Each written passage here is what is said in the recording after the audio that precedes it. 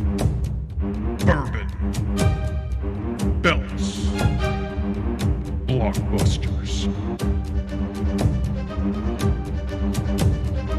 You are listening to the Triple B Podcast.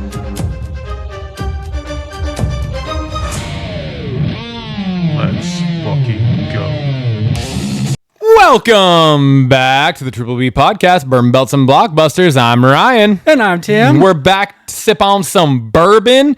We got our winner Our King of the Burbs of tournament. our King of the Burbs tournament right here with the Woodinville Bourbon Whiskey, the Applewood Staves. We'll get to that here in just a second. We're going to talk about some wrestling. We're going to talk about some movies.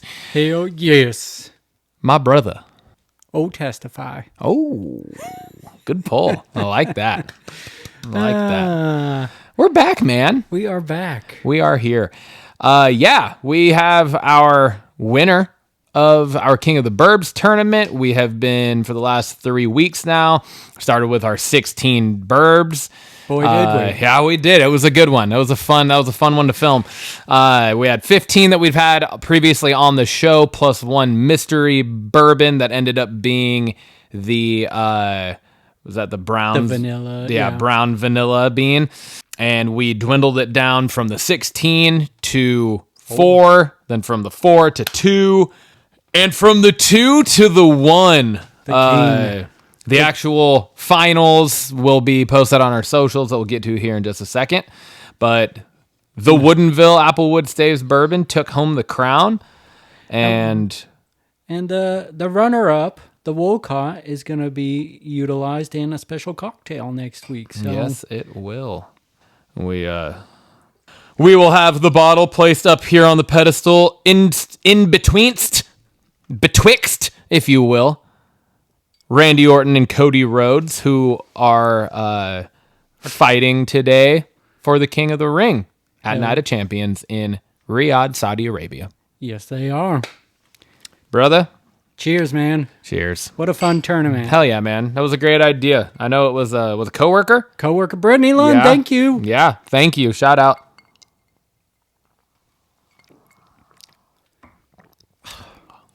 Oh, yeah. Now we're going to have to Still come a up with 10. more. Still a 10. Oh, yeah. Absolutely. We're going to have to come up with more ideas, more things like this type of idea. I don't know. Can't really do another bourbon tournament per se, but I guess. Not now. Yeah. Do a Royal Rumble. Let's just get sloshed. Get fucking hammered. We got 30 bourbons every 30 seconds. We're going to take another shot. The last one standing between the two of us gets to pick which one we like the most.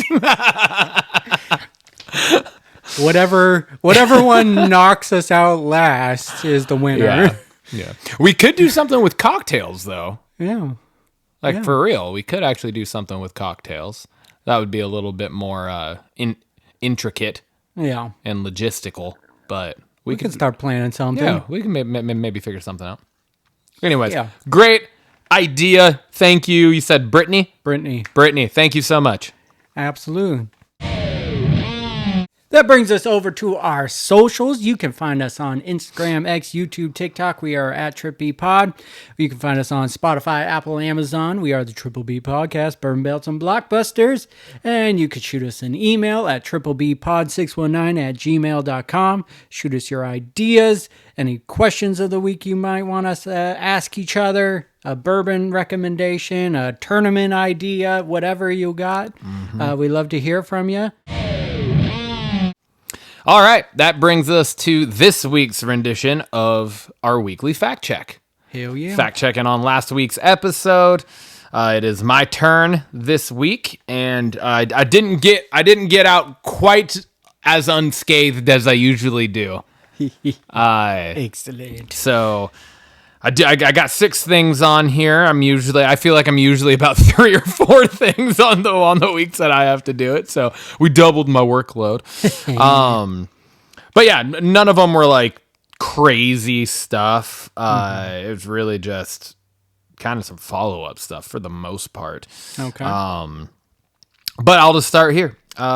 Is R-Truth actually the last standing superstar from the Attitude Era? And the answer is yes, he is. Damn. He is the last, 100% the last full-time wrestler. I think he's the only one left still wrestling in the WWE at all. Yeah. Outside of like if Trish does come back for the women's evolution for like a one-off here and there type thing, right? But he is the last full-time wrestler still from the Attitude Era, which is fucking wild. Like we said last week, just the fact that it's like R-Truth of all characters who you would not have ever expected that to be Especially the case. that run, like he was K-Quick at the time. Yeah, right, yeah. And yeah, so yeah, he is the last one.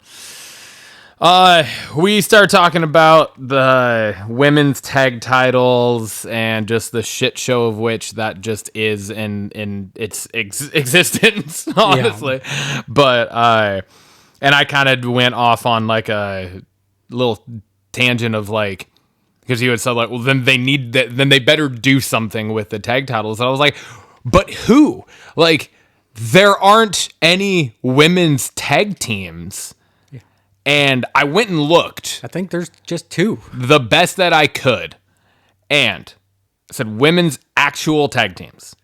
I said, there are 2 if we're counting the Secret Hervis. I do. I will. Okay. And Natty and Maxine. Which have been in one tag team match that I could think of. And I followed this up with, which I don't. So I said 0 outside of Raquel and Liv. Yeah. Like, the Secret Hervis is a faction. They're not a tag team. Because you could have Piper and Chelsea have teamed up before. Are they a tag team? New Day. New Day was the Freebird style. You could move one piece in and out. You still count them as a tag team. I guess, yeah. I will give I'll give us Secret Hervis. Okay, all right. I'm not giving us Natty and Maxine until something actually fucking happens with it. But the fact they've been in one match. They haven't done anything else. They've just been backstage together a few times. The fact is that no one is after them. Like, if they're a title, why is no one after them? Yeah. Why doesn't anyone mention them other than, hey, you're still tag team champion? Just loosely, when Finn is talking to Raquel on Monday. So, yeah.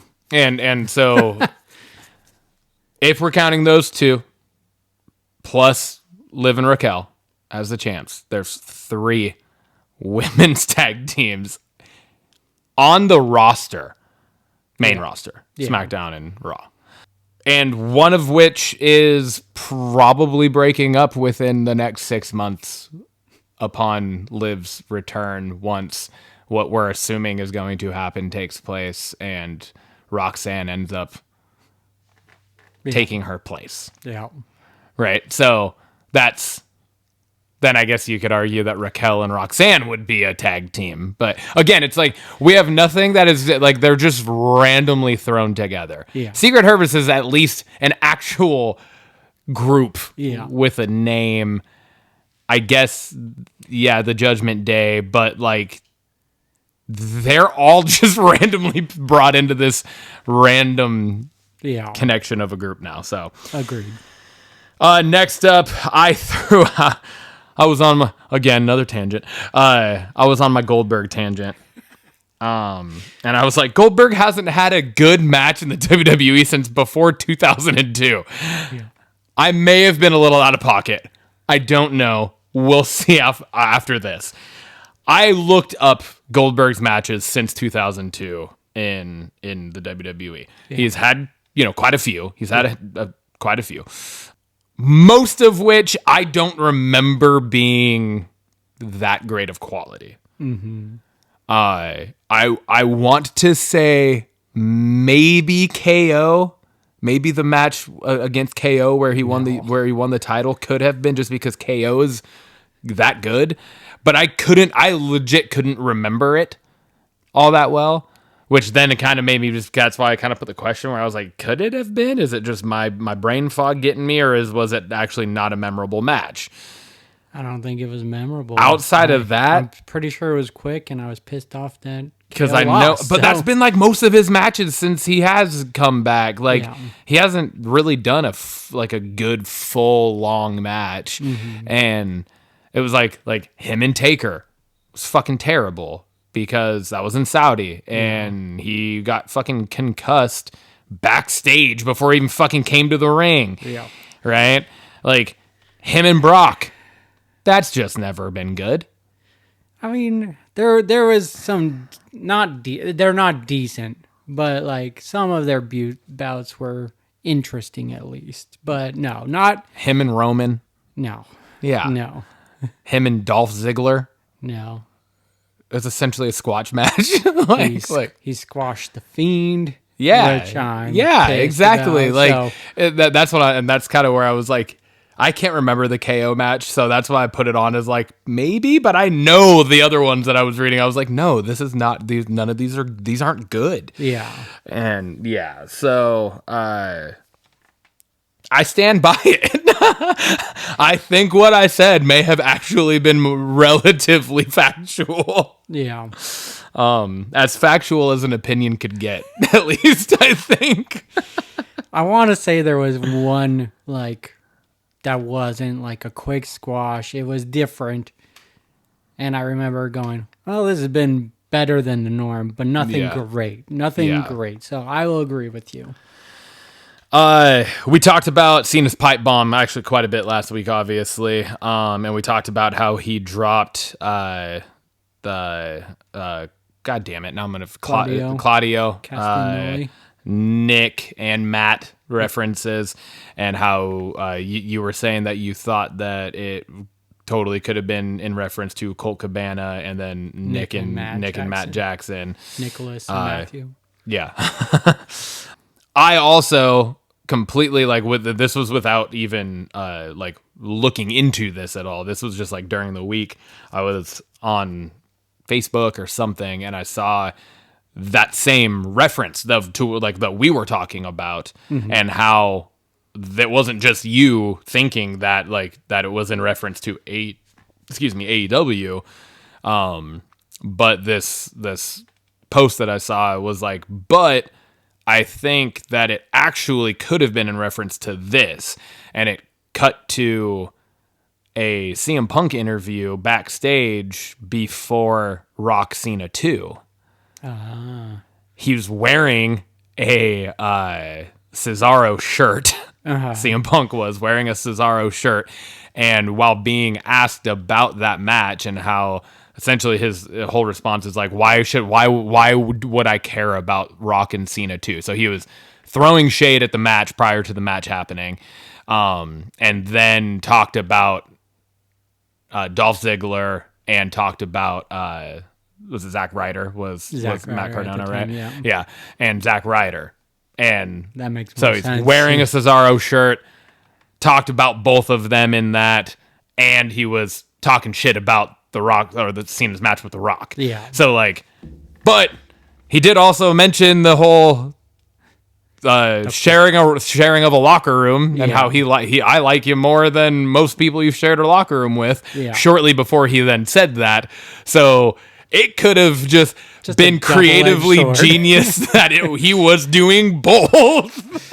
Right? That's pretty cool. There's no obviously Cena hasn't come out and said, "Oh yeah, this is what I was referencing specifically." So it's all just speculative, but I just thought it was interesting, so I want to throw that up. It was there is a video of an interview of Punk referencing all three of the people that Cena referenced. Yeah. So I just thought that was interesting. That is, I like it. Moving over to the Blockbusters section from last week, we only had two things in there, and one is just a clarification. Yes, Wilson Bethel plays Bullseye in both the Netflix Daredevil and the new Daredevil Born Again. Okay. And Summer Blockbusters, we kind of didn't really go back and forth, but it was just kind of like a quick little conversation about the time frame of Summer Blockbusters. Everything I can find is May to early September. Oh, God. And it all it all is in reference to two things, really, and it's the fact that those were the months, schools are out, so theaters are always tend to be a lot busier, right? Because families and kids and everything go to the theaters a lot more during summer. And also it was probably the bigger point was theaters way back in the day. Theaters were like one of the like best spots that you could go to get out of the summer heat because they were AC'd. Yeah, makes sense. And so like those summer months when it's hot as hell, people would go to the movies to go see a good show and get out of the heat for a little bit. Yeah. And it said that the summer of 1975 really kicked that off with Jaws. Jaws was like way to kick it off. Yeah, was like one of the biggest ones. So, thought that was interesting. I like That's that. what I got for the fact check. Hell, that's it. Yeah.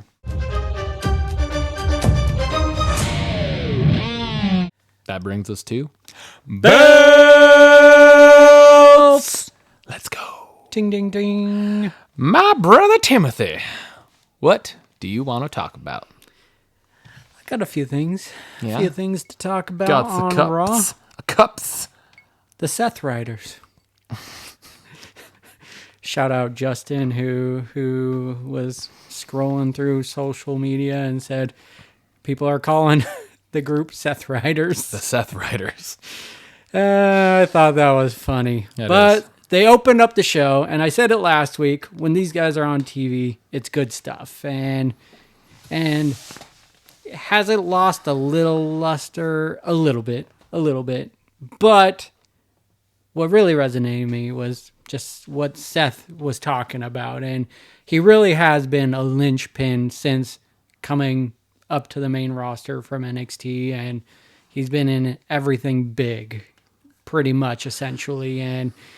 And maybe not exactly what he said, but a lot of things wouldn't happen without him in those scenarios. And so it's, again, just that what he's saying is true. He's coming across as a big time heel and everything, but he's not throwing a lot of not factual things out there, right? Like, I mean, he's been such a big prominent part, and I kind of regret not putting him in my Mount Rushmore from the belts question. That one's tough because you can only pick 4 for a decade. Yeah, but Seth is right there on, if not in, the top spot, you know. And I really liked it. It really didn't. I guess the biggest thing I liked about it was just his final closing line was, "I'm the finish line. I'm the end game." Him getting the championship and everyone going through him, and I like it. Yeah, I like it. Yeah, same. I love this group. I love what they're doing with it. I do agree with you that I do think it's stalled a little bit, maybe. And I think part of that is because I feel like it should have been booked. Like, no one in this group should have been made to look bad yet. Mm-hmm. No one in this group should have taken an L. Yeah. Now, that is also with me recognizing that I did say with Jay winning the Fatal 4-Way, was that last week? That was last week's Raw, right? That I liked that because it kind of protected Sheamus. It protected Rusev also. Now that I'm kind of thinking back on it, I'm like, no, like Bronson Reed, Braun Breaker, Seth Rollins, Paul Heyman, even, like, none of them right now in the early, the infancy of this group it should just be destruction. Yeah. That's all it should be. It should just be absolute domination and destruction and just wreaking havoc fully across the Raw roster. Yeah. And I think that's where that kind of stall feel has, because at first that's what it felt like. Yeah. And then we had, obviously, the situation with Braun in the one Fatal 4-Way. Then we had Bronson Reed in the other Fatal 4-Way. And now it's like, okay, they've done essentially nothing but take L's. Yeah. Since they've created the faction, they're either attacking people or they're losing matches. Yeah. Right? So, and that's just kind of, that it's just I mean, I know it's hard to balance, but at some point you got to just be comfortable. If you're going to lean into this creatively, you got to be comfortable having some of your top stars take losses. Yeah. And that means Jey Uso maybe takes a loss because of this group. And if it's done that way and it's done the right way, then it's not hurting Jey Uso to take a loss there. He's taken a loss in so many other fucking situations, bullshittingly. So over. And he's still so over, right? Like, you can have these big names, Orton, Cody, you can have all these guys take these L's, and it's not going to hurt them because this group is what this group is. But not having them take the L's is hurting this group and the push that you're trying to put on this group. Yeah. That's the... And they got it so... They have it so easy with a group like the Seth Riders, whatever. I think that's part of the stalling, too, is there's no name, no theme music to the group, so that could be part of it. But that's also because you're not going to go away from Seth's theme music. No, that's true. Seth's theme music might be the second best theme music in the you get the company crowd going. But if you go back to the Attitude Era, Stone Cold could take a loss, and that did not take anything away from him. Rock, Triple H, like none of those Taker, people took a step down after a loss. People can take a loss. Yeah. And it will be fine. Nobody can always cleanly win matches and like that just be the way it is. Yeah. Right? Like, it's wrestling. People are going to lose. And if that's your way of making someone feel big, is just protecting them in every match, that's not making a Look big at Sami star. Zayn. Yeah. He might be the best possible fucking example of this. Bro loses all the time. I'd be curious what his actual fucking record is in the last 2 years, because it's like, god damn, man. It's true. He loses so many matches, but he's still so important. Yes. And still one of the top dudes in the company right now, So yeah, it's just that the whole, I think it should have just been dominance. Yeah. For the summer almost, right? Like, none of them take an L, none of them are embarrassed, nothing, until a specific SummerSlam or whatever the fuck it needs to be, right?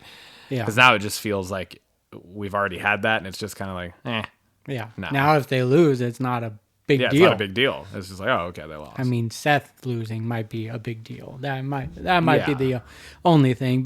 And then they just got to stop with the, like, I like a good long story build, but this is not like, this is something that should have some building blocks each and every week. It's a big group in its infancy. You got to keep, like, putting wood on the fire for these guys and driving it along. And it just, the only thing that I can see a direction to right now is Money in the Bank, cash in, and then LA Knight feud between Seth Rollins and him. But those are the only things I see. Yeah, but then you have the weird kind of like Penta. Yeah. You stay out of my way. Yeah. And it's just like, okay, so obviously that's something. So now Penta's going to be involved in this somehow, some way, which, I love Penta, but that just doesn't really make sense. Yeah. I guess the lingering one is Roman Reigns. I guess that's the only thing, but who knows when he'll come back. So, anywho's, that's that. Yeah. Next up, Gunther. His spiel. I didn't care about Goldberg's little interview or anything, but... Yeah, no. Why would you? Gunther just speaking his mind, and I think he was an outlet for us fans, or a lot of fans that feel the same way. And this isn't 1999 anymore. Just move aside and everything. So it was one of Gunther's best promos. I agree. I loved it. I thought it was awesome. He was just tearing into Goldberg. I like that. I was living vicariously through him because he was saying exactly what I think. I literally was watching. I was like, "Is that Ryan speaking?" Ryan took over Gunther. Did he just steal Ryan's rant from last week's episode? But it was a great promo, and it makes him feel like a big time heel. I hope it's not a Goldberg winning in the long run. I think Just use this as I want Gunther to basically do a squash match on Goldberg. Yeah. Make him feel dominant and put Goldberg out to pasture. Yeah. Like I said last week, man, you better hope Goldberg doesn't win that fucking match. It's going to be a lonely belt section. Yes, it will. Next up. Fucking bullshit. Bullshit. I hate it. Which thing? Which part? Non-finishers. Becky Lynch and Bayley. They were having a banger of a match. I know. And they cannot finish these matches. They don't ever finish these awesome matches. I know. We've complained about it a lot. I think this one made 0 sense. No. It made 0 sense. It's just, Like the way it happened made no sense at all. I can't stand it anymore. It's lazy booking. There's different ways to drive home a triple threat match. I mean, they've been doing it in the backstage with Bayley and Lyra already. You don't need this. Just have Becky Lynch win. You weren't going to have Bayley win. Just have Becky Lynch win. It's not going to do anything. These guys put on such a good match, and then you just end it like that, and it's so deflating. I was ready to put it in my banger of the week consideration, and then I was like, no, I'm not even gonna. Yeah. And that's it's sad for those two because they tore the house down, and then the match was fucking awesome. And then, I mean, I don't know if other fans feel the same way. I know you do, at least, and it takes it out of it, and it's stupid, it's lazy, and I don't like it. Yeah, and this one, it wasn't even like a good setup to it or anything. It was like, oh, they had the moment with Lyra out there, and then you thought it was done, and then all of a sudden, literally out of nowhere, Lyra just slides in and attacks Becky. Mm-hmm. It was just like, what are we doing? Yeah. Yeah, I 100% agree. I hated it. Mm-hmm. It actually, like, it made me, when I think even more so, it made me actually be annoyed with Lyra. Mm-hmm. Yeah. Like, it just kind of takes away everything is hurtful to her character too. Then, yeah, because now it's like, oh, now she just looks like a little bitter toddler, upset about things. It's just like, fuck, that is a Becky Lynch move right now with the character that she is. Yeah. So, I mean, we've gone on weeks of talking about how good Lyra and Becky were. Mm-hmm. And then you just do this shit, and it's so dumb. It's just dumb, and it just goes back to what we were just talking about. It's okay for someone to take a loss. Bayley is not going to be taken down a pedestal at all. Her career's not going to end by losing to Becky Lynch again. They've both lost to each other so many times. Yeah, it's just finish off and a banger of a match. And the first time we've seen them in a singles match in like 2 years or whatever it was, and that's how you end it. It's like, fuck you. It feels like a fucking slap in the face to the fan base. It does. It really does. Yeah. It's super disappointing. It's unfortunate. You get the crowd so into it, and then you just boos, when they finish it like that. So, all right, I'm off my soapbox there. Lastly, gotta talk about the main event. Cody and Jay tore the house down. Dude, It was so good. Yeah, man. Randy alluded to it on SmackDown. Yes, it was match of the year worthy. It was a phenomenal match, and this just makes me a little more angry about Jay losing the title so quickly. It just, he's done nothing but shine since he got the title. I know there's a lot of complaints. Since he broke free from the fucking bloodline, he's done nothing but just this. There was like that little lull leading into the the WrestleMania match, but then again, the Seth Rollins match kind of just reset everything, and it's just been nothing but good things for him, man. This match was good. I think Cody winning is the right move in the end of things. It really, there's just so much story to be told between either Randy Orton or Cody winning the King of the Ring tournament, so it just makes sense. And there's so much story between Orton and Cody. Yeah, right, just themselves. But then you have the fucking I feel like we're talking about the Marvel multiverse here, because you have like one branch of the timeline of Cody and Cena, and then one branch of the timeline of Orton and Cena. Yeah. But then you have the them. Yeah. The history between just those two in it itself. So, but it was just a great moment for Raw. It was just a great match and did not have a piss poor finish. It was just two big dudes going at each other and giving it their all, and ends with the Crossroads, and it was a great match. A fucking It was beautiful brutal. Crossroads too. It was.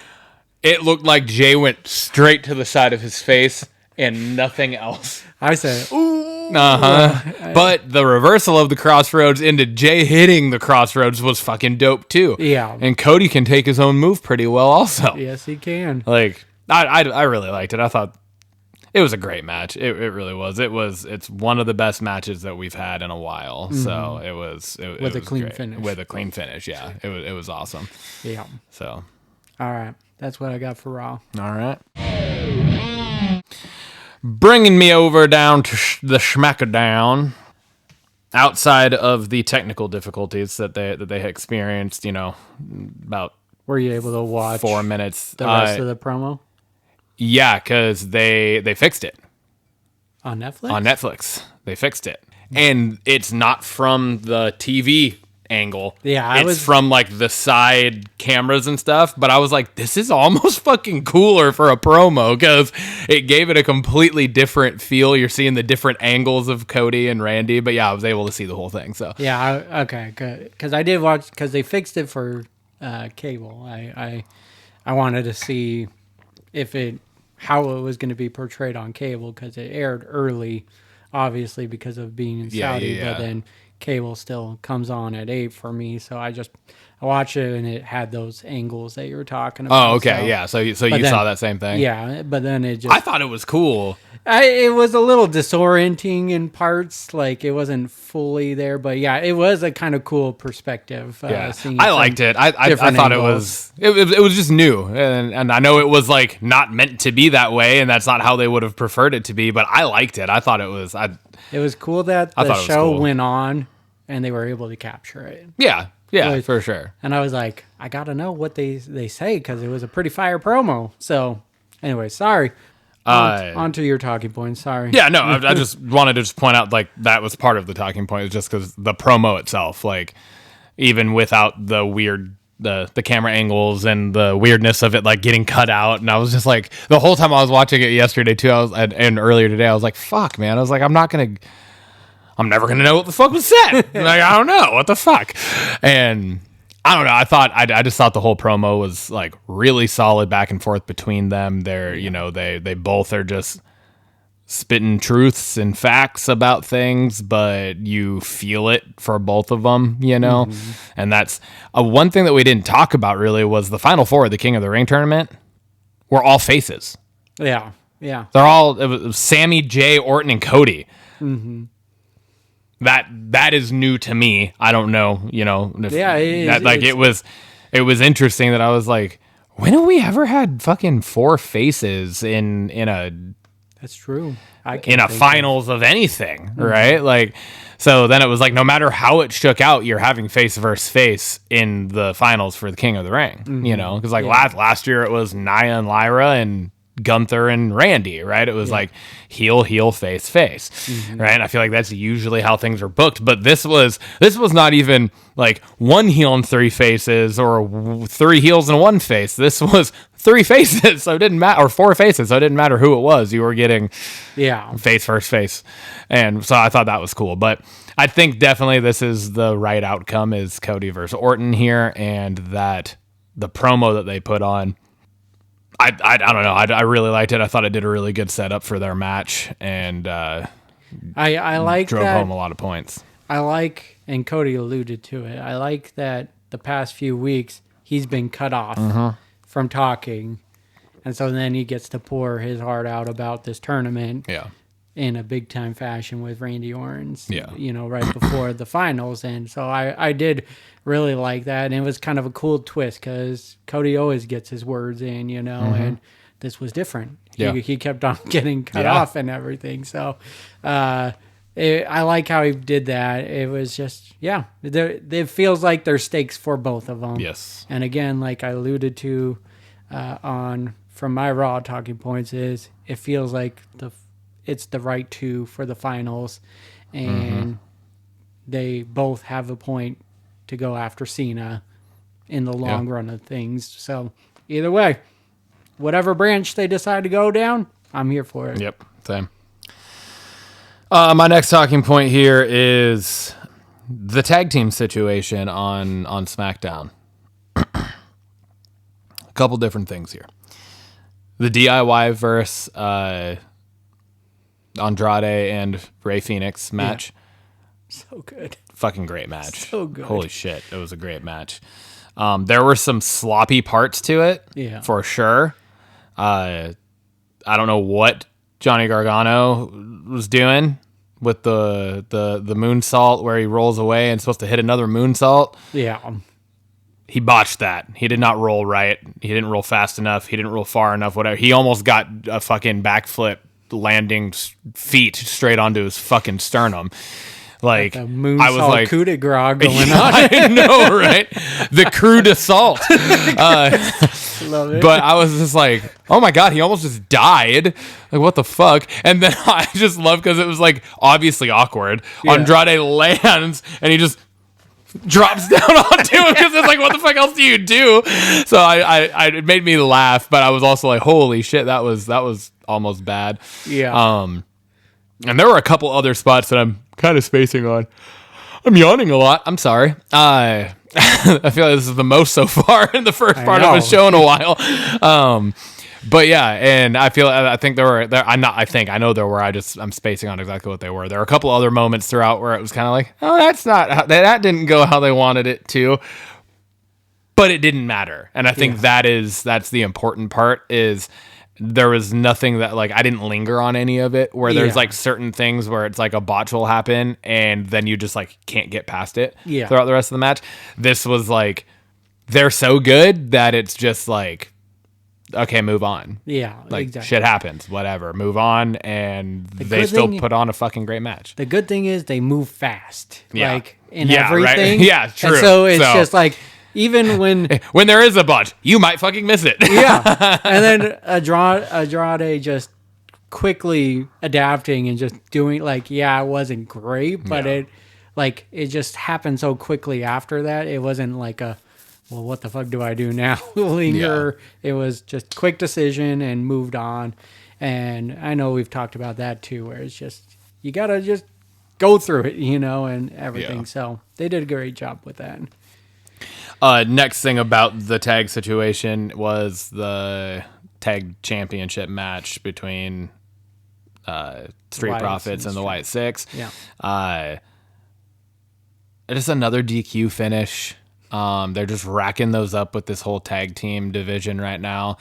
Now I will say that this one didn't seem as brutal as like the Becky and Bayley match, right? Because there was nothing special about this match in any way, shape, or form. It was, to me, in all honesty, it was kind of boring to me. Mm-hmm. The actual match itself, I was just kind of like, I kind of expected a little more.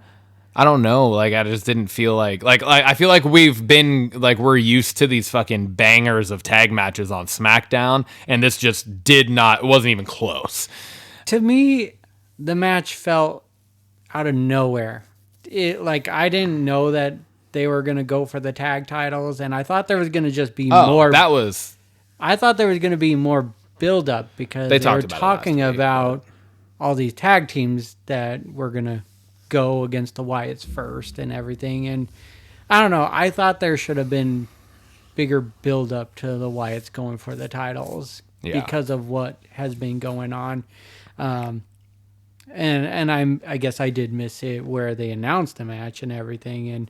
But I was just like, why so soon when they have a whole division they could dominate through before they get to the tag titles? Yeah, agreed. And if it makes you feel any better, during the DIY match after that match ended, I literally wrote in my notes, I wrote what I wrote here. I said DIY match. There were sloppy parts, but the match was still fire. But then I had a line that said, but, and let me get fully through this point before you say anything, because you're going to be like, what the fuck? I wrote, but why are the tag champs taking a clean loss here? It makes no sense to me. And then I kept watching SmackDown, and then the Street Profits showed up on the screen with the tag titles, and I was like, oh, that's right. DIY's not the fucking tag champs anymore. So, like, that, to a point, like, that's not good when you forget who the tag team champions are. Yeah. Right? Like, because there's so littly much going on with it on SmackDown. Right? Like, it's like almost the exact opposite issue from Raw, where, like, there's nothing happening for the tag division on Raw. Like, nothing. You have almost way fucking too much going on now on SmackDown. And that was the last couple things I wrote here was like, what lane are we in right now? Like, where are we going with this? We need, like, let's figure this out. Because it just feels like, okay, now we have 6 or 7 fucking tag teams. If Andrade and Rey Fenix somehow wedge their way into this, what are we doing here? What is the end all here with this, so that we can move on to a more, I don't know, traditional kind of fucking pathway, I guess, with titles and tag and just everything. Like, it just feels so chaotic now that, like, at first we were like, this is fucking dope. Because they're, like, spotlighting everything. But then it was just like the way that you just made the White Six look like shit last night. Which, again, that should be like another kind of the Seth Riders, right? Like, we should be making these teams look fucking dominant. And that's how we ended that. Like, not only was there the DQ, so they lose, but, or maybe they did win. I don't know where the DQ actually fully came from. Now that I'm thinking about it, no, they did lose because they fucking attacked. Los Garzas attacked Street Profits outside the ring, right? And that's when the ref called it. So the White Six did lose that via DQ, and then you have them just essentially get their asses kicked. And didn't really show out in any way, shape, or form. Even like Eric Rowan, he like sends Eric Rowan in, and that didn't fucking do anything. He threw Johnny Gargano down, or Ciampa down, I think it was, and then got fucking quadruple super kicked out of the ring. Like, what the fuck? I don't know. I was really excited about the tag situation on SmackDown for a while, but now I'm like quickly finding that I'm like, okay, we need, now it just feels like creative doesn't know what the fuck to do. You guys all just go out there and punch each other. I don't know. I feel like that's just the creative as a whole right now. There's some good stuff. It's like the main, like Cena Punk is really good. The King of the Ring tournament feels pretty good. But then everything else is just kind of, it's just, I don't know. I don't know what they're trying to do with it. And to your point, there's got to be a balance. You can't do what Raw is doing, which is nothing. But you can't have too much going on, because what is that leading to? If it's some kind of specialty match, what is that specialty match? Because if it's like Elimination Chamber, that's not until February or right. Like, because that would explain all these tag teams, but you're not gonna do like a TLC match with 6 teams, right? Or I don't know. It just it is weird. Unless, like, could we be making our way towards the invention of a new stipulation, which could be cool. If that's where it goes, then okay, I'm good with it. But I don't feel like that's where it's gonna go. No, and it's just again, it's just a lot of non-finishes leading to nothing. Have the Street Profits clean? Like, have they won the TLC match cleanly, as clean as a TLC match could finish? But just a straightforward defense of the titles. Has there been a clean finish? I don't think so. Because didn't them against Motor City end in DQ? Them against Fraxium. Fraxium won. Not well, the tag not title. the titles match. Yeah. You're right. Yeah. Yeah, that ended in DQ. That ended in DQ, yeah. And then last night's ended in DQ. Yeah. So that's what I'm saying. Yeah, we've had some tag matches end clean, but the title defenses outside of TLC has been DQ. I think has been all DQ almost every time. Mm-hmm. So we got to figure something else out. Freddie Prinze Jr. Is he still one of the writers? No, he's not. Not anymore. Well, I'm sure. Maybe we should bring him back. Yeah, maybe. I don't know. Fuck. Now that let him come back now that Vince is gone and see what he can come up with. Next thing I have is I feel like Jade's gonna win Queen of the Ring, but I don't think she should. I really don't think she should, and it's not that I think Asuka should. Any other year, I would probably say yes, Asuka should, but just the fact that it's literally like she came back, re-debuted essentially in the tournament, and now could go win it. I don't really like that either. Jade just doesn't have it for me right now. The promo that she gave last night was fucking terrible. It was awful.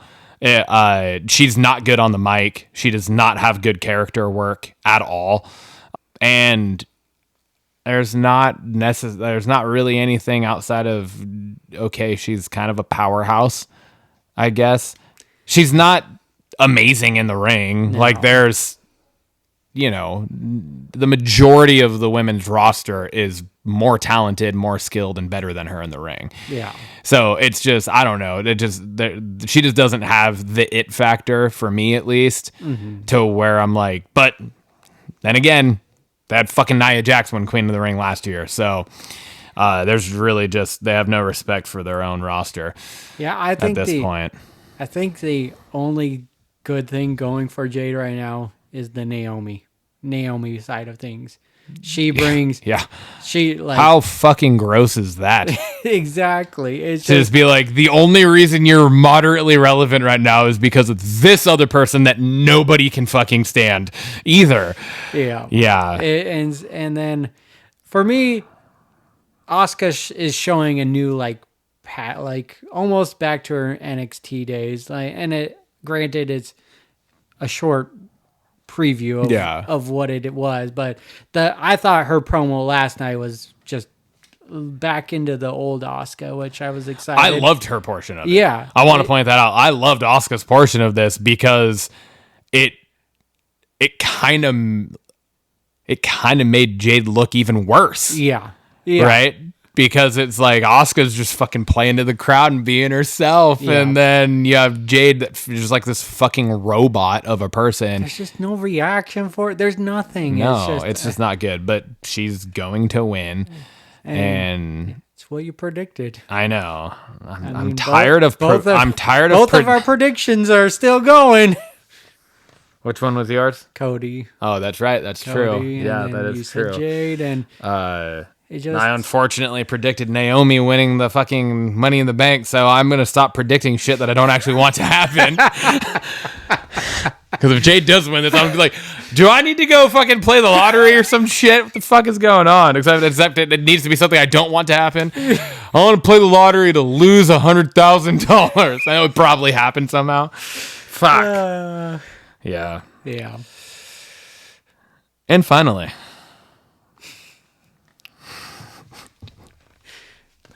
the main event segment of SmackDown. Yes, this means I'm skipping over the last women's standing match because nobody fucking cares. It was nothing special. It was Tiffany Stratton getting the shit beat out of her and miraculously getting up by the 10 count and then her putting Nia Jax through 2 tables and her not being able to stand back up. Yeah. Which is a really bad look after CM Punk took a fucking FU through a table last week and then sat and then laid there in the table for 15 minutes while Cena talked without even fucking moving. But Tiffany can take a fucking splash off the ring apron through a fucking table by Nia fucking Jax and get back up in 9 seconds. Which because I was bothered by that last week, how long Punk was laying there, but I was like, oh, Cena did that 14 years ago. But then they showed like a clip from it. Cena's and in the corner. He moved to Yeah. the other corner to Yeah. watch it. And I was like, Yeah. duh. I Yep. totally spaced that part. And I know. was like, And to say, this is not an issue on the Tiffany Stratton Nia Jax No. part. This is an issue on the fact that how long Punk laid in the fucking table last week. But I'm just saying, that looks really fucking bad. You know what I mean? Like, that's not a good look back-to-back weeks when you have table spots and they're drastically different situations. True. Like, the Nia Jax spot was 1,000 times more devastating yeah. than an FU through the table. Yeah.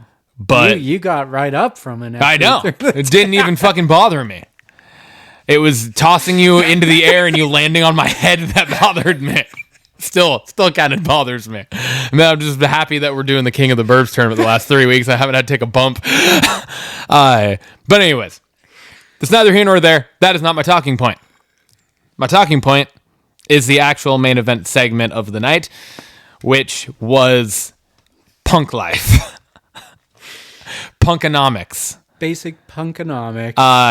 You get Cena out, gives a little spiel, talking shit, doing good. I enjoyed it. And then you have Cena's fucking OG music hit. I guess not OG music, because it wasn't the prototype music, but yeah. the OG music from when his character actually took off. Right? Yeah, the Dr. Thugonomics song hit. And as soon as I was like, fuck yes. And then it's showing the fucking Titantron and it's Punk Life bouncing back and forth. I was like, oh my God. And then Punk comes out dressed exactly like Cena would way back then, but in a fucking Chicago Cubs jersey. Let's fucking go. Yeah. Like, it was awesome. And then he comes out and fucking spits his own rap dissing Cena in... It was amazing. Like, I thought the pipe bomb last week was amazing, and I didn't know how the fuck they were going to top it. They fucking topped it. I was going to say the same. They fucking topped it. They topped it. I was like, how are they going to go to the go-home show? And yeah. I was like... And I think this just... not. I don't want to end it on a negative, but I don't think this will. But I feel like it really just goes to show that having this match at Night of Champions is so fucking out of place. Mm-hmm. So out of place. At the least, at the very minimum, this should have been SummerSlam. Mm-hmm. It's just, it's so, this feels way bigger than Night of Champions. This is the biggest moment in Cena's run in his retirement, and it's it might go down as the biggest moment in his retirement tour. Yeah. In general, like, not just because I know you were saying like to this point, right? Yeah, and it might end up still going down as the biggest. It just feels so by big. The end of it too. It just feels. It does. It feels huge, and this is like a classic fucking feud, like classic WWE feud. You have these fucking, you have all the history. Violent. No, exactly. Like the most violence was the FU through the table last week, right? You have this fucking the plagiarized pipe bomb. Now you have the fucking plagiarized character work, right? Like, this feels like DX coming out as Vince and Shane, right? It feels like, I'm drawing a blank on what I wanted to say, but there have been multiple times over, since the Attitude Era, really, right, where we've had like people come out dressed up as somebody else or pretending to be somebody else. The Rock, yeah, The Miz coming out as The Rock, yeah, that's a great one too, right? Like, we've had so many moments, and it's just, this is what that feels like. It feels huge. It feels so big, and it's because it is, and it should be. And it just, Night of Champions just isn't the right night or the right venue. It's not the right time in the tour. So that I think that's the only downside and the only bummer to this. But I agree. I think this should have been, like I said last week, this should have been like the culmination of the retirement tour because of their history, and they're showing us exactly why right now. Because they have so much chemistry, not just in the ring, but just the building blocks to it. Yeah, just their ability to play off each other and the mic work and the history that they have that they can feed off of. It's so huge and it's awesome. It's seriously like it's the most gripping stuff in wrestling right now. Absolutely. And I was completely shocked last night when he came out like there's no way I thought that anything was going to top the pipe bomb from last week. And then they did it. They did it. It goes to show you like how good Punk is with words. I know there's planning going on, but like yeah. Punk being able to top that moment, like yeah, it's just incredible. And I love too that it was like Cena got his short little spit in, and then this happened, and he came out and he did the whole thing, and then that was it. Yeah, there was no physicality, there was no rebuttal from Cena. It was that Punk just left Cena speechless in the ring. It looked legit, like they made it feel real. Yeah, like it looked like Cena Cena's old had music no hit, idea. He was like, "What the fuck is going on right now?" It took him it looked like it took him by surprise, which was cool sure. because that was what Cena said: is nothing you can do can top it, basically. Yeah. And then he did. Yeah, which was so cool. It was great. It was incredible. It was awesome. Well, that brings us over to our banger of the week this week, Tim. Well, up until basic Punkonomics, it was going to be the main event of Raw, but then that happened last night, and I was just like, I was just cheesing over there and just, I can't love it anymore. It was incredible. It was everything this feud has built up to. It's the last time they'll face each other, essentially, and I loved it. Loved it. Yeah, that's mine too. I wrote Punk hands down. I also too was like, the main event, Cody and Jay was so fucking good. And if banger of the week was strictly a match, absolutely no wins. doubt.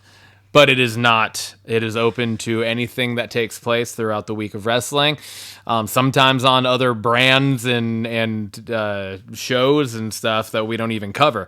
Yeah. And CM Punk, that promo last night was awesome. Good. It was one of the best things we've seen in a long time. So I loved it. Back-to-back weeks, it goes to Cena Punk. Yep. Yeah, but the opposite. Yeah. Right? Which is awesome, because last week we were like, Cena's pipe bomb. It was amazing. And now this week it's fucking Punk ripping off his fucking Dr. Thugonomics. That's so fucking dope. It was so good! And I don't know if there's a better person either to have done it. No, absolutely not. CM Punk is the guy. If you're going to have somebody fucking recreate the Dr. Thugonomics character, it's Punk. Yeah. Being like making a caricature of that character, he's too fucking good at it. Yeah. It was perfect. That leads us to Belt's question of the week. I think this was a pretty tough question. I asked it, and then I was like reading it. Like, it's a pretty tough question. Yeah, I agree. Because there's different eras of this. Yeah. Right? And I don't care if you went world heavyweight or I was trying to emphasize WWE, like the main WWE heavyweight champion. So, lineage. Wait, so there's the big gold. I'm talking about WWE's main title, but if so like the one Cena has. Yes, but if you went with because you said heavyweight, and that's not what it's called. It's the undisputed, but it's just or just the WWE Championship, right? Whatever way you went. So I went specifically with the World Heavyweight Championship because that's what I thought you were referencing. That's fine. So, question is, when did the WWE Heavyweight Champion feel the biggest, and why? Was there a single wrestler that made it feel that big? Yeah. So again, I took this as the World Heavyweight Championship because I thought that's what like you were referring to the new World Heavyweight title as was the WWE Heavyweight. Does that make sense? So that's why I took it that way. And so I was going with the lineage of that from when essentially the WCW title became the WWE World Heavyweight I Champion. mean, there's a lot of history in that title too. So Right? Yeah. I went the other way, so it makes it perfect. It actually, it kind of works out.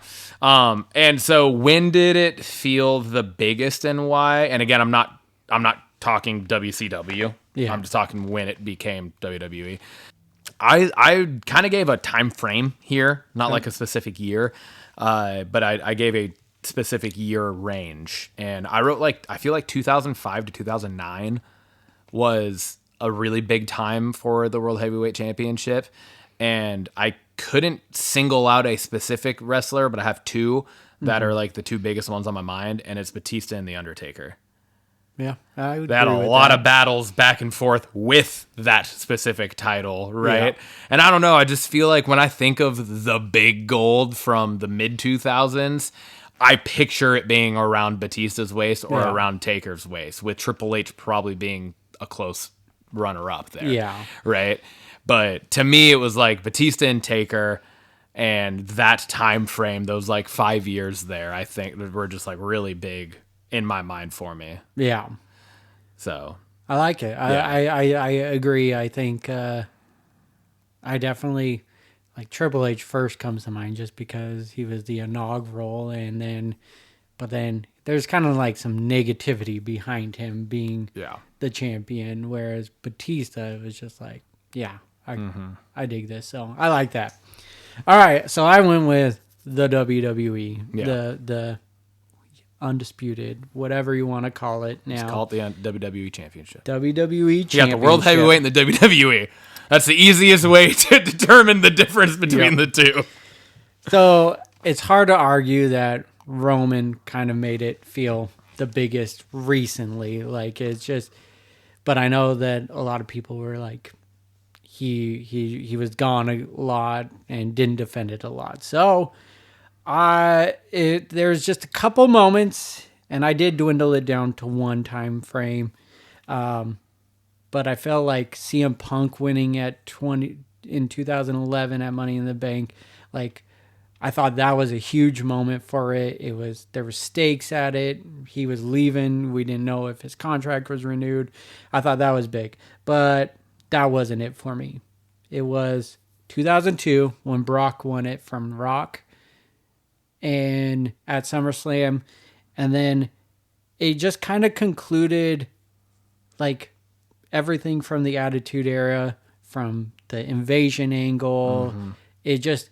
There was so much storyline that the title felt kind of second fiddle to everything. Yeah. And Brock kind of brought that back. Like there was good storyline with Brock as champion, but it felt like a big championship. Yeah. And then him and Kurt Angle just going back and forth. There was actual lengthy title reigns during that Brock-Kurt Angle feud. And so that's when it felt like the biggest to me, felt meaningful. It was just, it got past the invasion storyline. It got past the Vince McMahon Stone Cold storyline, or when it was hot potatoed between Triple H, Rock, Stone Cold, like all those guys during the Attitude Era. It was just, I thought Brock and Kurt Angle just kind of brought it back to being a big title. I like that. Yeah. And that was good. that was mine. That's good. That's a solid answer.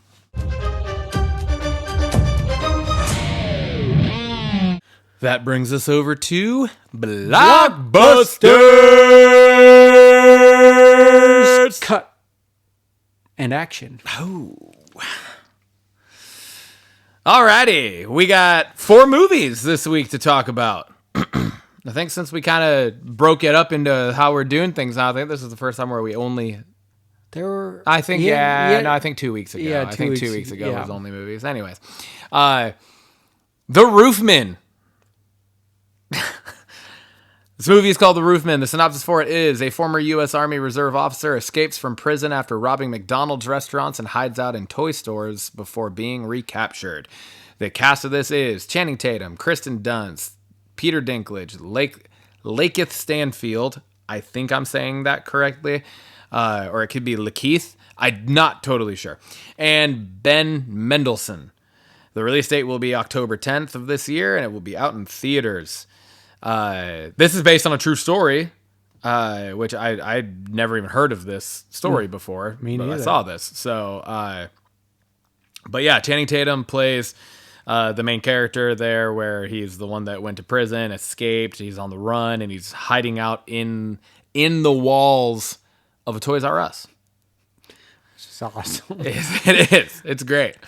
I think as a kid, I wanted He's not to- doing anything like violent, bad, nothing like that.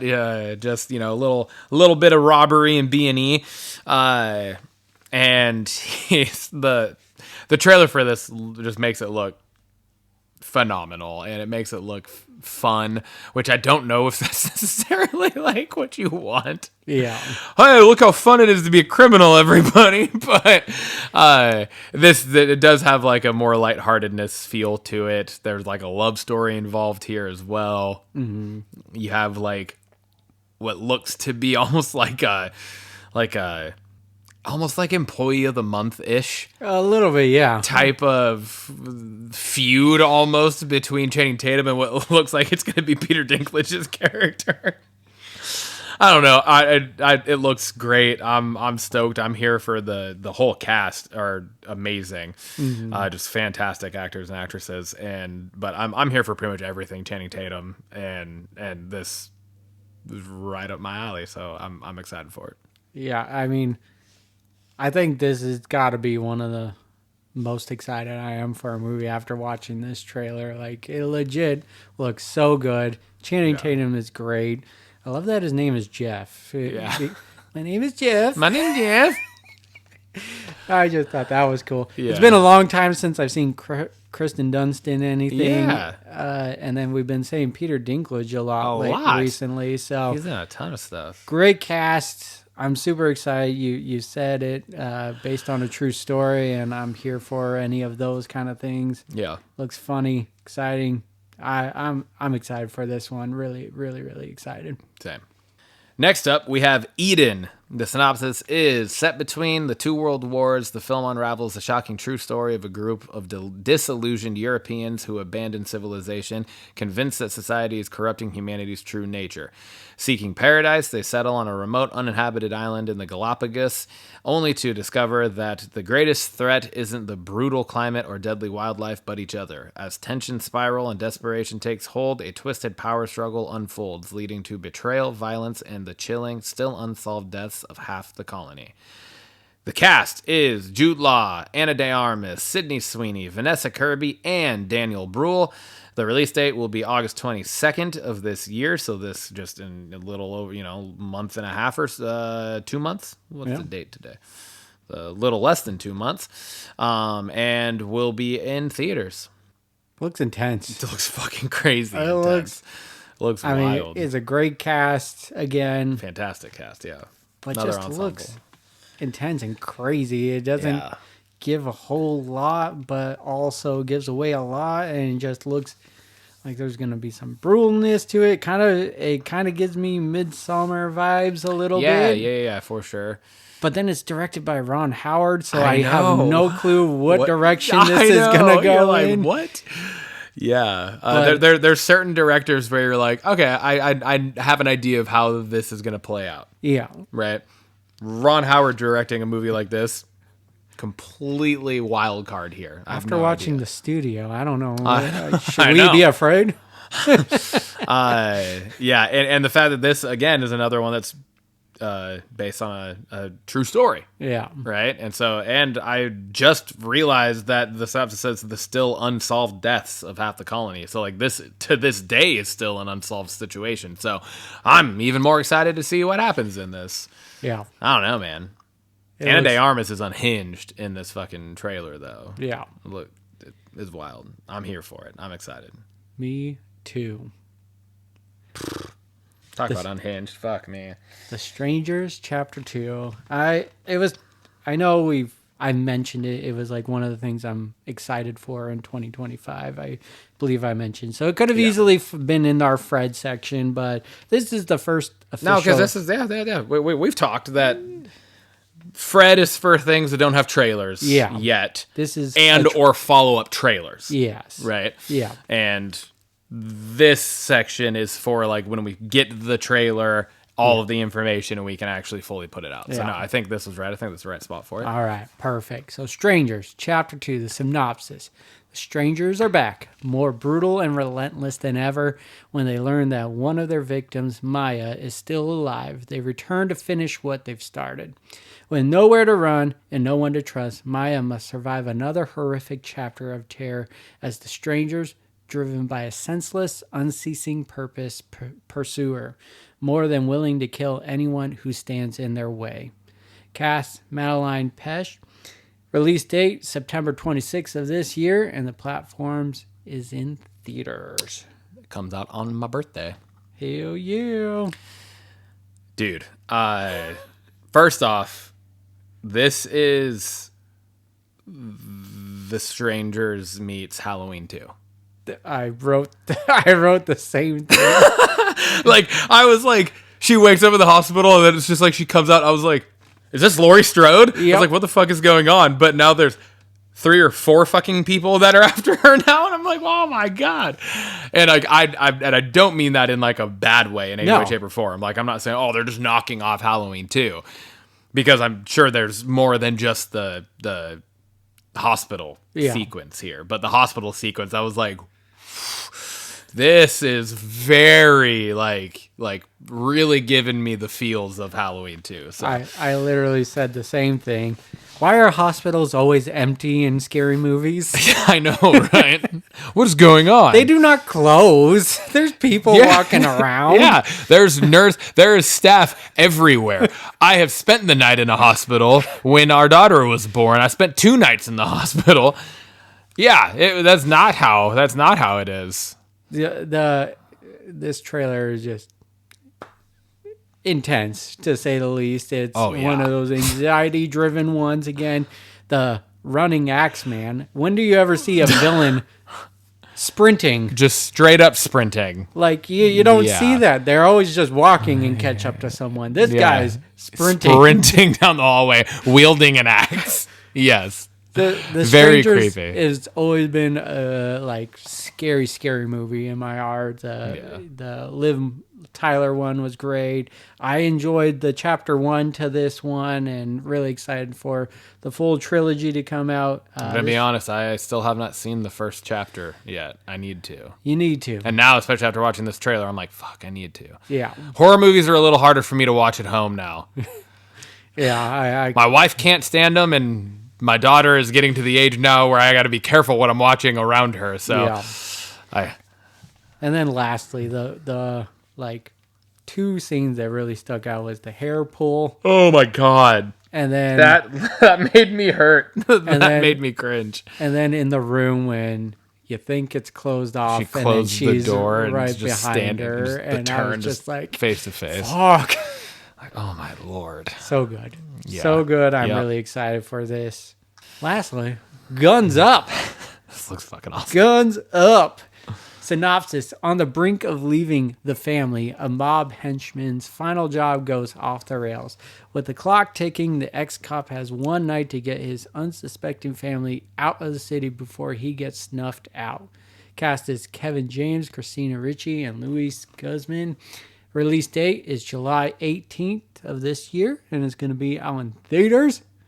Guns Up, more like Funds Up. Yeah, I did. We get Kevin James in an action. I know. Like, you get comedy in, for at least from the trailer, but For sure. this is full on action. He's an action star. Yeah, dude. I wouldn't be me. It wouldn't be me if I didn't yawn throughout the show, dude. I love this because it's like first off, the synopsis alludes to it where it says get his unsuspecting family out of unsuspecting family. And then the trailer, you're going through it and you're getting an idea that Christina Ricci knows about his life. Yeah. And that, that she's in on the idea of trying to keep the kids, innocent, right? Yeah. God damn it. I feel like Christina Ricci is also a part of like an ex-mob member or something, because all of a sudden she's in on this shit and she's fucking... They're both John Wick in it. Yeah. I love that. And is dad John Wick? And then the girl, mom? I think Dad married John Wick. And then it cuts to Christina Ricci doing some crazy shit. I was like, oh my God, it looks awesome. It looks fantastic. I'm stoked. It looks great. Christina Ricci looks stunning. And, she looks great.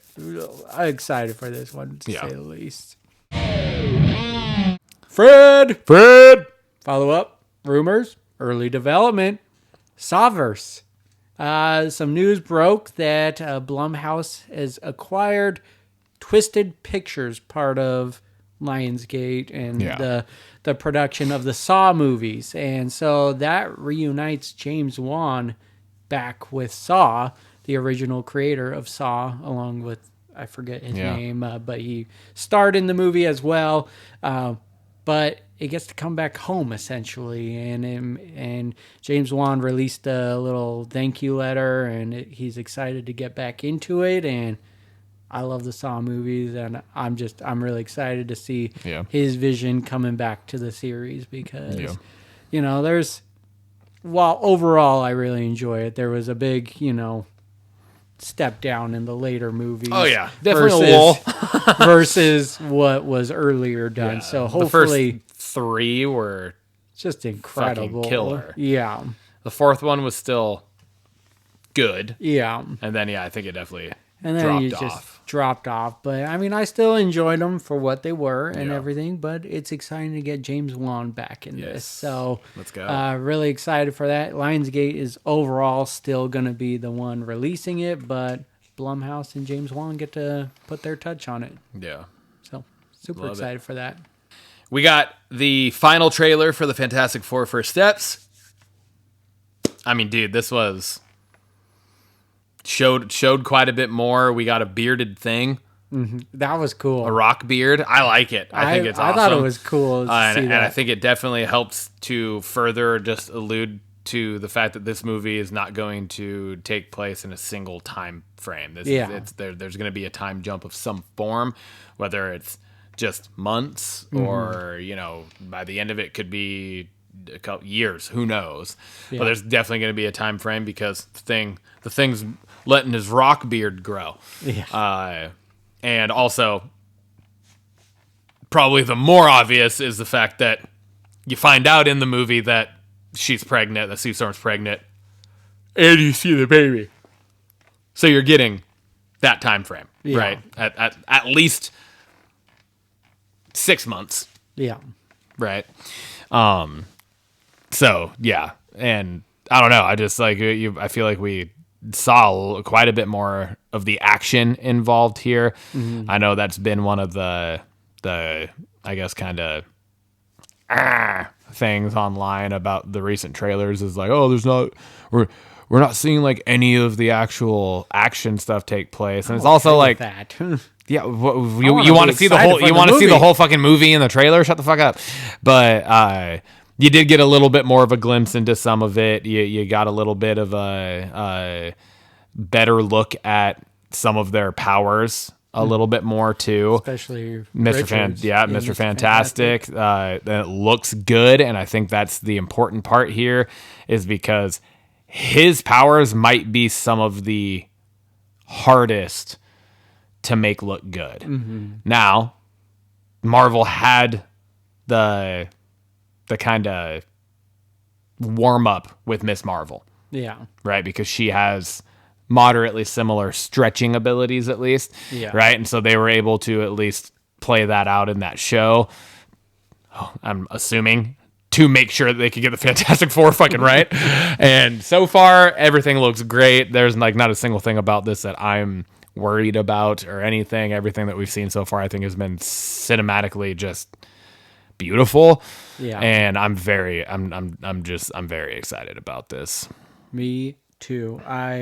Just a few takeaways and I don't know if it means anything, but again, we don't see John Malkovich in.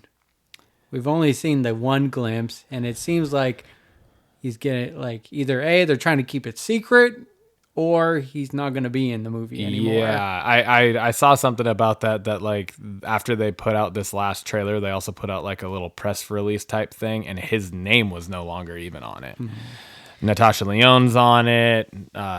Julia Garner's on it. Paul Walter Hauser's on it. Mm-hmm. And all three of them were plus John Malkovich in the previous one that they put out. But he wasn't on this one. So I don't know either. I hope he's in it. But if he was playing the character that was highly speculated that he was, it was like Red Ghost or something like that, where he is like he has some like super enhanced apes or something. Mm-hmm. That's the whole. Maybe it's better off and have John Malkovich play a little bit more of a slightly better villain later on in the MCU if that's the move. I don't know. Yeah. We'll see. But I heard that there's potentially a shorter runtime as well, so maybe that could be him getting cut out of this movie as well. Yeah. But overall, this trailer, I took 2 separate sentences, 2 words: big stakes. I feel like there's big stakes in this movie, and then 1 more word: grim. It doesn't look good for this. Like. Yeah, what's gonna happen in the movie, but it looks awesome. I'm really excited for this one. They've done a really good job with these trailers and just hyping up the excitement for it. And I like that the clobbering time was teased throughout the whole trailer of this one.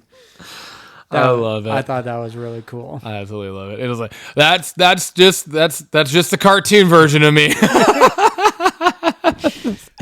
Say it. I don't wanna say it. No. That was awesome. Weapons. Bro. We get the second official trailer for this, and holy hell, man! It's just the first trailer was crazy. The first trailer was crazy in of the fact that it gave you nothing. Yeah. It gave you nothing other than kids running. This gives you enough to just be like, what the fuck? Yeah. What is going on? It's going to be brutal. There's a lot of shock factor, I think, that are going to be thrown into there. Yeah. This is going to be a good one. I'm very excited for this. I like Josh Brolin is kind of playing detective. It kind of gives me, it's giving me like Long Legs vibes a little bit. Yeah, kind of. Yeah. It's just Julia Garner is in it also here. She's the school teacher that like everyone's kind of coming at, and the trailer really makes it up in the air as to like how you feel about her character, because you're like, did she have something to do with this? Like, what is going on? But or also, is it just a coincidence and she's actually like genuine? You don't know. Yeah. But I feel like I had a combo of kind of just making connections here of like things of like how I feel or how it makes me feel, or things I'm kind of correlating with it. Mm-hmm. And it's, oh god damn it! Now I'm gonna fucking forget what the book's called. It's a James Patterson book, the Sound or something. But it's like this like supersonic sound thing happens, and it causes these people, or causes anyone that's within a specific distance from it or whatever. It just causes these like hordes of people to just go crazy and literally just start running. Mm-hmm. And like they would trample each other. They would just like run until their feet and legs and everything were just like nubs and bloody, and like just that, like the book was wild. Yeah. And then it also, the crazies. Oh yeah. Kind of like, I was kind of like, oh, these two things like together could have just like produced this baby. And because you see what almost looks like zombie. A little bit, yeah. Like when like the one gal is like almost Shining-esque through the door. She looks like fucking zombie. Then you just see like the dude that just kind of looks like a normal dude, but just blood all down his face. He's just fucking running through the streets. Yeah. So you're just like, what is going on? And then you just stabbing in the face. Yeah, the stabbing of himself in the face. Jeez. You see the fucking just continue to see the montage of all these kids just running with their arms. It's just so creepy. Yeah. But goddamn, I'm excited for it. It looks The great. marking for this already is just gold. So Do you remember when this comes out? no, I want to say it was late August or early September. This one might have to be one that we go see together Yeah. in theaters, because I'm down. I'm stoked for this. This is one of the most like excitement inducing for me movies that we've covered recently. All right, brings us over to our special segment of the week. It is our final episode of the month, which, as always, we do our binge cap. So we're rocking our June binge cap. Timmy, we'll want to start with shows? Yeah, we'll start with shows. Or I guess you go through your whole Yeah, thing. just like go through normal. my whole thing. Shows and movies. What'd you watch? All right, for shows, I finished Good for you. Your Friends and Neighbors. Oh, sorry. I finished Your Friends and Neighbors. Phenomenal show. Loved it. Loved every bit of it. I finished The Studio as well. Finished Paradise, finally. Holy hell. Great first season of that. Modern Family Season 6, so it seems like every month I'm finishing a season of that show. I got through a big chunk of Season 7 as well. This is the first time watch of Season 6 so far, so great stuff going on there. Going over to the movie side of things, we've watched Wild Robot, Heretic, They Live, and then just separately from the show, I've watched 28 Days Later, 28 Weeks Later. I watched Bride Wars, Mamma Mia, and the movie Drop, which we've talked about on this show. And That's the date, right? yeah. I really, really like that one. Highly recommend that one. Did you buy it, or I did buy it, You yeah. did buy it. Okay. I was like, is it out on streaming yet? I don't know if it's streaming yet, but it's out on physical, so it's got to be streaming somewhere, I bet. But highly recommend that one. It's so good. I liked it a lot. Awesome. And that is my binge cap for June. There you go. For me, I finished Paradise as well. The fucking show's absolutely amazing. That episode of just what led to, or like when everything was going down, was so crazy. It's like episode 7 where it was just like everyone's panicking in the White House, and then it was getting the president onto the helicopter. Oh my God. Yeah. That episode. Jesus. So wild. Fucking wild. That was dude. one of the Yeah. best episodes ever. It was, the whole fucking show is fantastic. Yeah. It was amazing. I was like, when the fuck is season 2 coming out? Because this is too goddamn good. I started and finished Platonic. Apple Plus, Seth Rogen, Rose Byrne. Yeah. I loved it. Nice. I think the show's fantastic. I really enjoyed it. I finished that, I believe, after, I think it just like started after I finished maybe The Studio, or Yeah, I think it was pretty quickly after that. I'm trying to think what else I would have been watching on Apple that I would have, because I don't have anything else on here.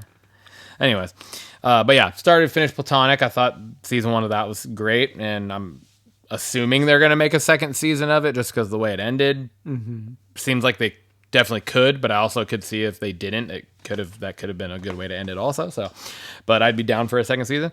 I did start Your Friends and Neighbors. I'm working my way through that still. We watched The Wild Robot, Heretic, They Live. And then I started and finished The Bondsman. Oh, okay. Did you finish it yet? No, I haven't. No. Good. I hope it gets fucking picked up somewhere else, dude. Yeah. I also started Ironheart. I'm fully caught up. Nice. On Ironheart. Got through the 3 episodes. Yep. Got through the 3. And I started, I think I'm through 2 or 3 episodes of The Better Sister. Okay. The which is Amazon the one, Prime with Jessica Biel. Biel and Elizabeth Banks that we talked about on the show. Yeah. I like it so far. Good. I'm pretty hooked on it, and yeah, dude, that's along with the other regular stuff. I know you watched Sing again. I saw it in your snaps. So Yep, did watch Sing, watching Bluey. We watched Shrek. That's kind of the regular rotation. ones of the rotation. Yeah. We also we don't let Lainey we don't just let Lainey watch TV, but it's like in the morning we give her she always has like a little morning snack and her water while we drink our coffee and we watch Bluey, and then like certain times throughout the day we'll put on Sing or Shrek or something, but we only let her watch a few things kind of on rotation, just because we want her to be a kid. We don't want her to be a couch zombie that just relies on watching shows. So but she will end up watching a handful of more things in 2 days, because we will be downloading some things on Lindsay's iPad. That's like the only time that we will ever let her just be on a screen is if we're flying, and especially to Hawaii, because it's like a 6.5 hour flight. So it'll be the longest flight she's ever been on. So she'll be watching some more stuff there. But nice, man. You got through a lot of seasons there, or a lot of TV stuff. Yeah, Bingecap is you've been solid. I've been doing really well with the shows. I think that those are actually easier for me, because like I can just like watch one episode a day. Yeah. Or like when I'm at work, when I am working, and like on my prep period, if I'm like grading or something, I could put an episode of something on. Yeah. Or like a movie is harder, because I have a hard time like, oh, I'm going to watch an hour of this movie tonight, and then I'm going to watch the rest of it tomorrow. I'm like, no, I have to fucking start and finish in one sitting type thing. So movies I think are a little harder for me right now, but been doing good on the TV shows. We have a Blockbusters game. The Triple B game show is back. We got a game in the Blockbuster section for Tim. This is, it's really just, it's 5 things. Okay. And you're just trying to figure out what they are. And I don't think it's going to be too difficult for you. I wanted to kind of use this as a potential thing I could bring back in the future, that you could get a feel for today. Okay. So what this is I'm going to, one slide at a time, I'm going to pop up an AI-generated photo of a human version of a cartoon character. Oh, God. And you got to try to guess what the cartoon character is. Okay. I will tell you, of the last one might be the hardest. Okay. The first one might be the second hardest, depending on where your mind goes. Gotcha. That's the thing. With the first one, I will tell you the complexion of the AI generated photo does not match the voice actor of the actual character. I will tell you that. Okay. Does that make sense? I hope so. Okay. Yeah. All right. So first picture. This is AI generated. And this is a cartoon character. Not necessarily, and like I said, it is a human version of the cartoon character. So none of these are human cartoons. Gotcha. Right. So it's not like Eric Cartman in a human form. Gotcha. Okay. They are Is cartoon, it, for the most part, animals of some form. Is this I don't know exactly what the animal was, but it's giving me vibes of Madagascar, like the king monkey. No. You want another guess? I'll give you 2 guesses each one. Okay. How about that? All right, so we got not Madagascar. The hair is going to be a real tell here, and the top teeth are going to be the 2 real tells here for you. That are, if you're able to get on the wavelength with it, It's actually very obvious, but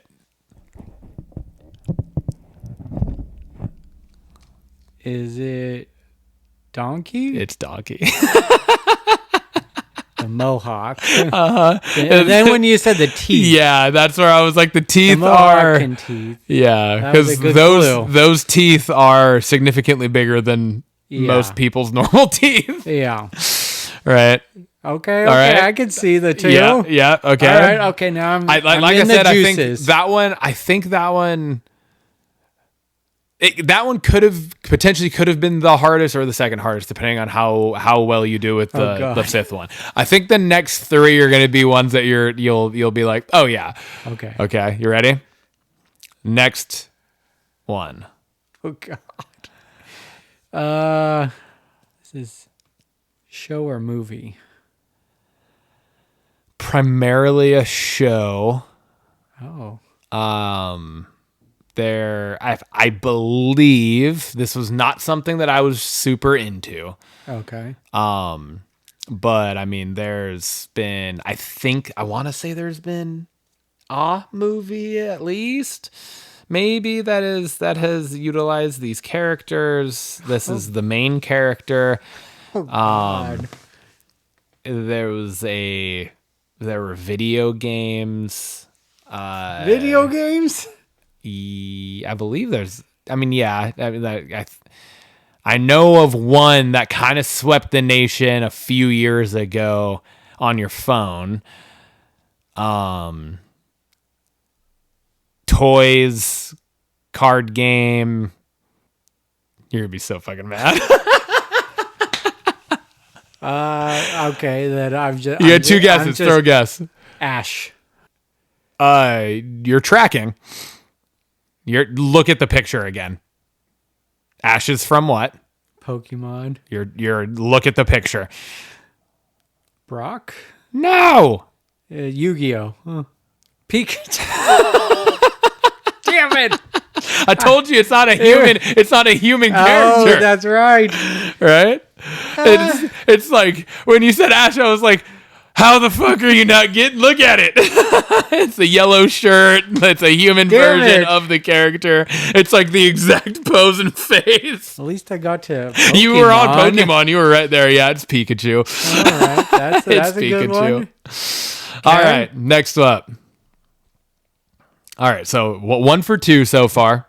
1 for 2. That one surprised me. I thought you were going to get that one. All right. Nowhere near. These next two, I think, like legit, I think are actually like. I don't know. I think you're good. I will be shocked if you don't get at least this one. Oh, it's Scooby. Scooby-Doo. Yeah, it's Scooby-Doo. His necklace gave it away. Yes, it did. Yeah. That's pretty good, huh? That is a pretty good, yeah. Crazy. They used the color of the collar for the sweatshirt and then the brown for the jeans and the boots. I like it. That's pretty good, huh? All right, yeah, Scooby-Doo. So 2 for 3. Okay. Next up, this one, I think there's a real tell in this one. Okay. Okay. It's the hair, isn't it? Oh, yeah.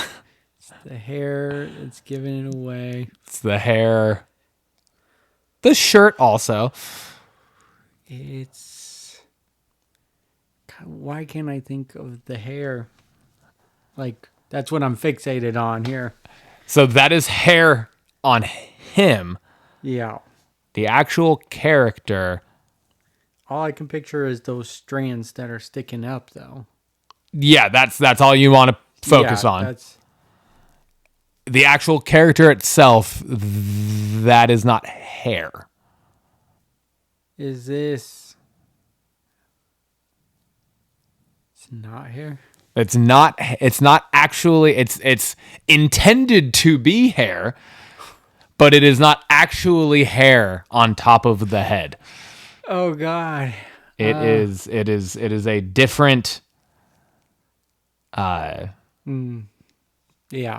thing used for the hair of this specific character. Okay. Again, the shirt color, I will tell you, is a It's big... a Quail Man. Doug. Is not. Newer. Quite a bit newer.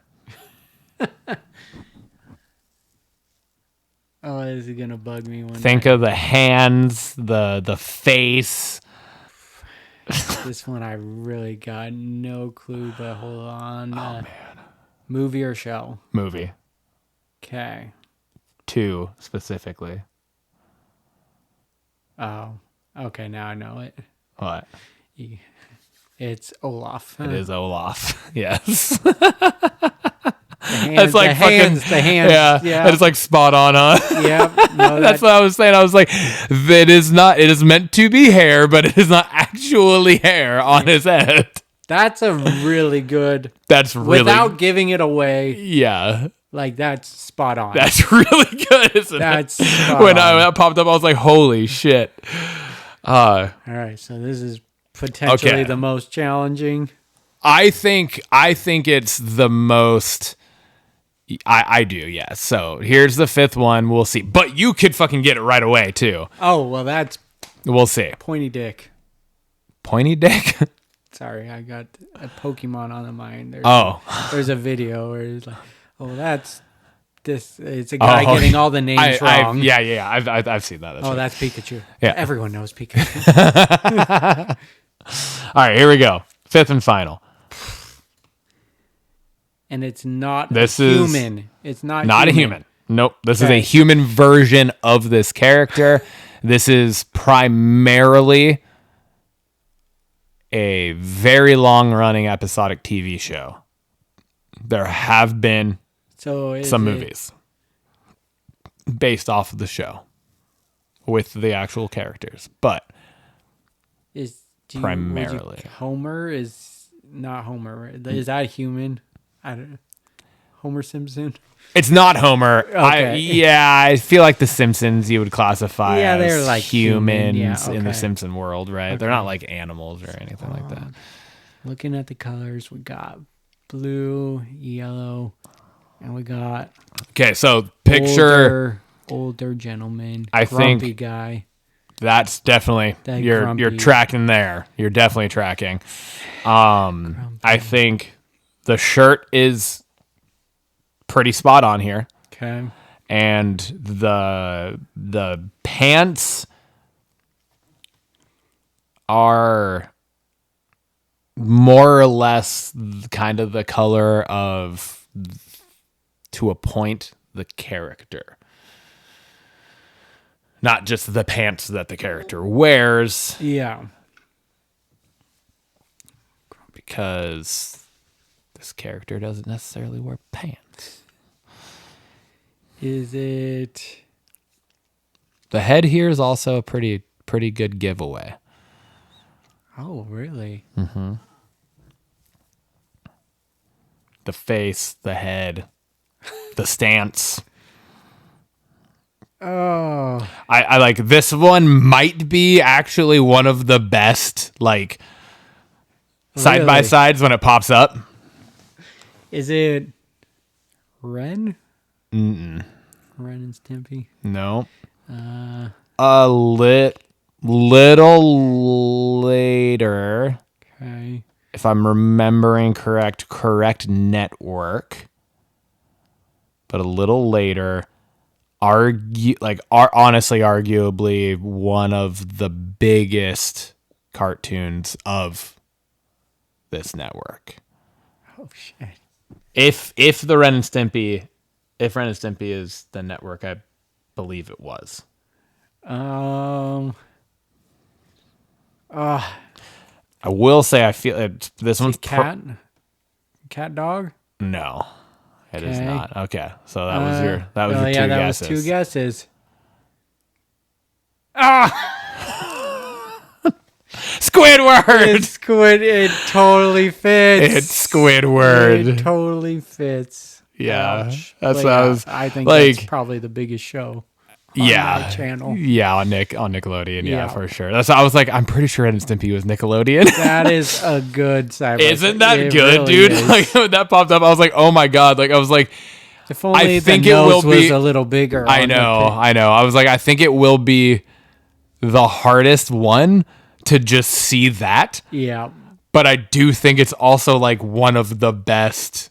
It represents each other well. Yeah. Yeah. I think Scoob was also. Yeah. I mean, on it, like all I of think them. the Olaf one Olaf to me was- was like without giving it away, but Yeah, then when you Olaf might have been the reveal best, yeah. it was really good side by side. But this one, What between the two, which one do you think was the harder one, Donkey or this? Yeah. This one. Well, I guess you got Donkey eventually. But you didn't get yeah, this one, but that was with Clue, and then it's also getting acclimated with the game. I Yeah. think this one is tougher true. for sure. Yeah. Okay. All right. Yeah. That's Yeah, it. That's that was fun. So you went 3 for 5. Yeah. Not bad, and it was. I'm a little shocked about the Pikachu one. Honestly, I think you threw yourself forgetting about the human. Yeah, I the human forgot about the thing. human side of things. Yeah, So yeah. All right.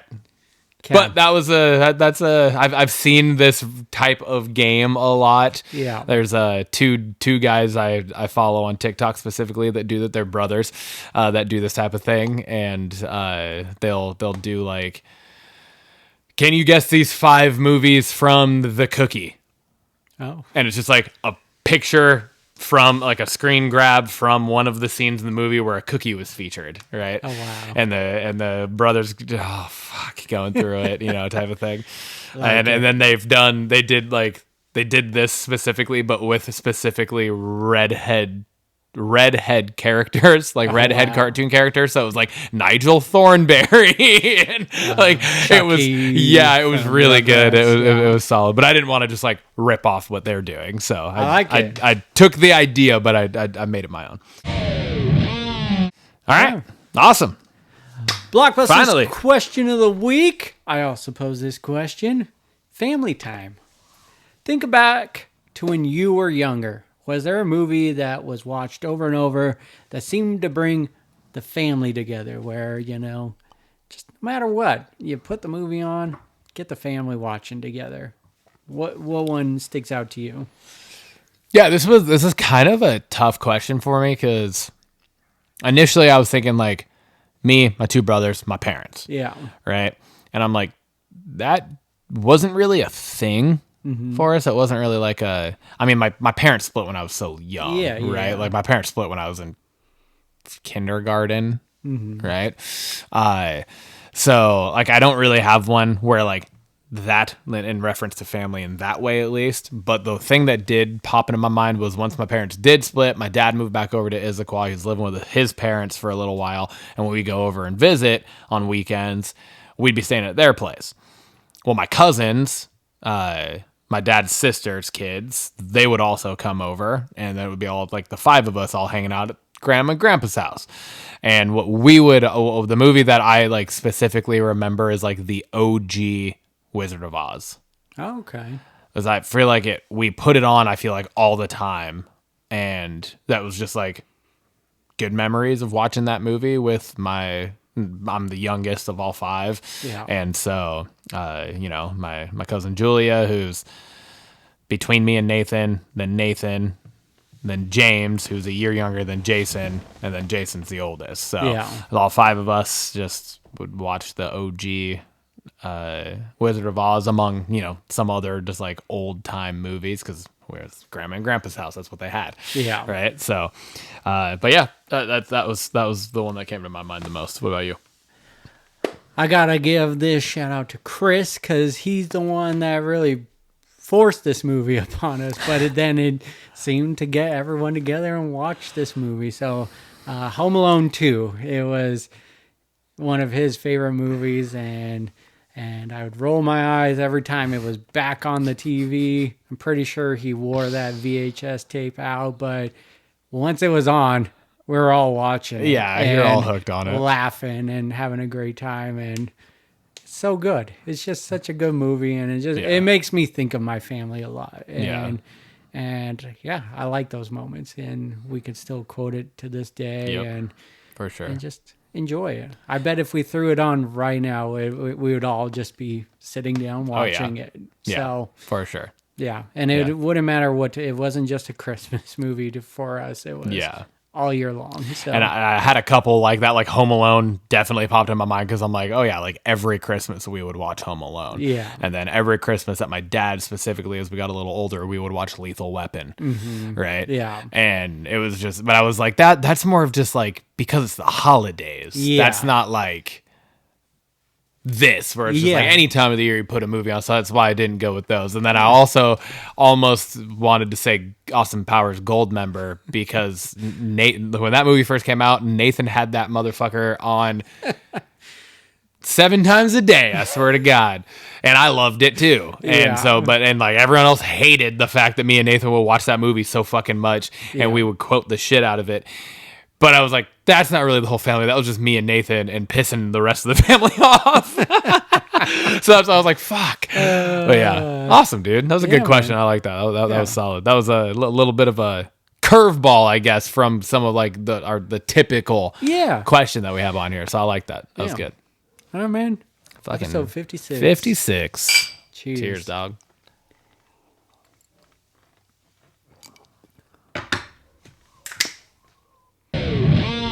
Let's fucking go.